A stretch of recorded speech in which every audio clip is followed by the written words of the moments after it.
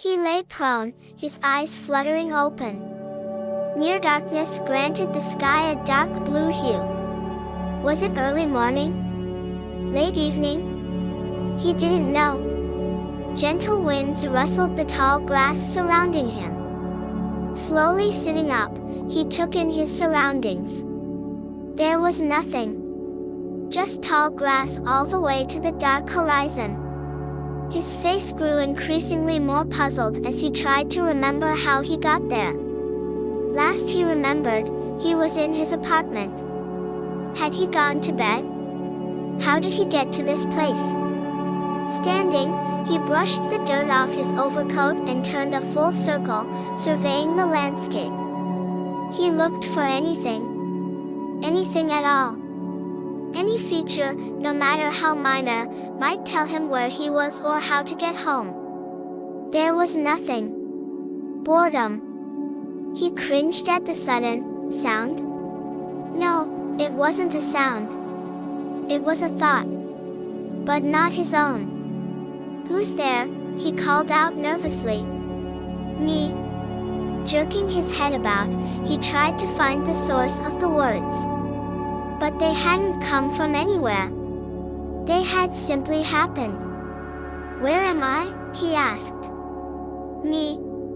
That's not an answer, he said. Where am I? Me. Who are you? Me. He paced through the grass. There didn't seem to be any place to go, so he walked in a circle. I don't know why I'm asking you anything. I have no way of knowing if you're lying. What? Lying? You don't know what a lie is? No. It's when you say something that isn't true. Unable. You can't lie. Everyone can lie. Demonstrate, lie. Okay. I'm 10 feet tall. Interesting. A small table appeared before him. On it rested a plate with a roast beef sandwich. What dash, he stammered. What the hell is this? Reward. You gave me a sandwich? Humans require food. You can make stuff. Anything. He picked up the sandwich. No point in worrying about poison. This entity could kill him easily if it wanted to. He took a bite. Not bad. How did I get here? He asked between mouthfuls. Took you. Why? Boredom. You kidnapped me because you had nothing better to do? Boredom, millions of years, sensed your plane, interesting, took you. What are you? Me. Yes, I know you're you. But what are you? Me. Okay, one more try. What kind of being or entity are you?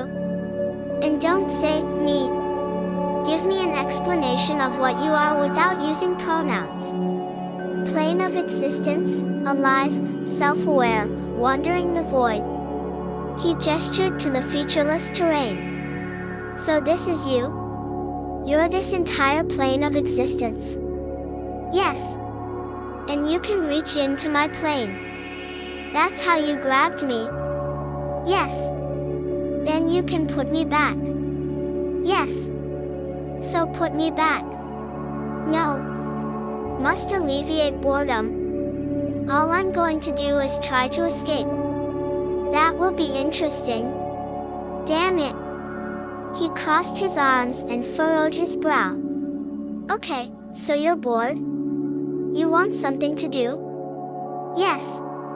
Look at Earth. The plane you took me from. There are billions of people there doing all sorts of stuff. Daily lives, boring. So find something interesting. Already did, found you. I'm not your damn pet. Inaccurate. I will give food, care for, keep safe, you will entertain, this is a pet. He thought for a moment. If you send me to Earth, can you pull me back whenever you want? Yes. And it's impossible for me to get away, right? Correct. So send me home. I'll find you something interesting to look at. A white door appeared in front of him. It was attached to nothing, simply standing upright in the meadow. I think I see how this works, he said, opening the door. As he suspected, it was a portal back to Earth. It looked to be a city street. Stepping through, he felt the hard sidewalk under his feet. Passers-by took no notice of his sudden appearance. "Excuse me," he said to a man walking by. "Yes," said the man. "Sorry, never mind." The man scowled at him and continued on his way. "They can see and hear me," he mumbled, "but they didn't notice me show up." Protection. You made them ignore me? Yes, only notice if you directly interact. At least I don't look like a lunatic talking to myself. Let's find you something interesting. How about a museum? No. Make abnormality. Abnormality? Like what? Make things happen that have never happened. How would I do that? You decide. I enact. What can you do? Anything. So why do you need me? You decide. I enact. He narrowed his eyes. You don't have an imagination. That's what this is about. You aren't capable of coming up with interesting things to do. Correct. So I'm not just a pet. I'm a service animal. Like a guide dog for the blind. I'm an idea human for the unimaginative. Correct. Fine. Give me powers like Superman or some other comic book character. I'll do all sorts of interesting stuff. No, you are a part, you imagine, you explain. He peered across the street and spotted a wealthy couple walking together. The husband sported a fine suit while the wife wore the latest fashion and ostentatious jewelry. Give that guy the ability to read minds. Done. The man stopped walking and blinked several times. His wife, having taken a few additional steps, turned back to look at him. "Darling," she said, puzzled. "Are you all right?" You don't love me anymore?" the man said. "What?" she said. "Don't be silly. You hate me. With every fiber of your being. Sweetheart, what's making you dash? You're planning to kill me. You're going to put sleeping pills in my evening drink and then set the house on fire." "All right, I admit it," she snapped. "You're a horrible husband. All I am to you is a fancy accessory. Something to show off to the men at your country club. You don't care what I think, what I feel, or what I want. So you were going to kill me? Why not just divorce me? I wanted the inheritance. I had no idea you were so evil under that beautiful facade. So scheming, so manipulative, so devoid of morality. That's your fault for never looking past my body. Truth be told," he said, "I'm a mob lawyer. I know some people who could make use of a gal like you." "Wait, what?" "I never saw past your beauty because you never showed me there was anything there. Now I know, and baby, I like what I see." He grabbed her by the shoulders and pulled her in for a passionate kiss. She struggled at first but then melted willingly into his embrace. "Oh, darling, that's all I've ever wanted," she said. "Can you ever trust me again?" "I know you're telling the truth, baby," he said. "Now come on, there are some business associates I'd like you to meet." They walked off together, arm in arm. Interesting. The white door appeared before him on the sidewalk.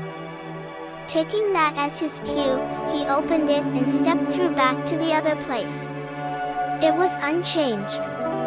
"Didn't see that coming," he said, closing the door behind him. Choose reward. Huh? Choose reward. Okay, how about a big house to live in? Instantly, a stately manor house appeared. Reminiscent of an opulent English country estate, its wings stretched across the meadow and its finely manicured gardens were a delight to behold. That's beautiful, he said. All right. If we're going to do this, I have some conditions. State conditions. For starters, I want a week of vacation every month. You drop me off back home and leave me alone. Set it up so I can interact with people normally. Agreed. If I ever get hurt or sick, you fix me up. Agreed. Never mess with my mind or use your mojo on me without my permission. Agreed. All right, then we have a deal. By the way, what's your name? No name. You don't have a name? No society, no peers, alone, no need for a name. Well, you're not alone anymore and I need to call you something. Name me. Sure, I can give you a name. Let me think for a minute. He cast his gaze upward, at the sky that was neither day nor night. I'll call you the Twilight. Nice to meet you, Father.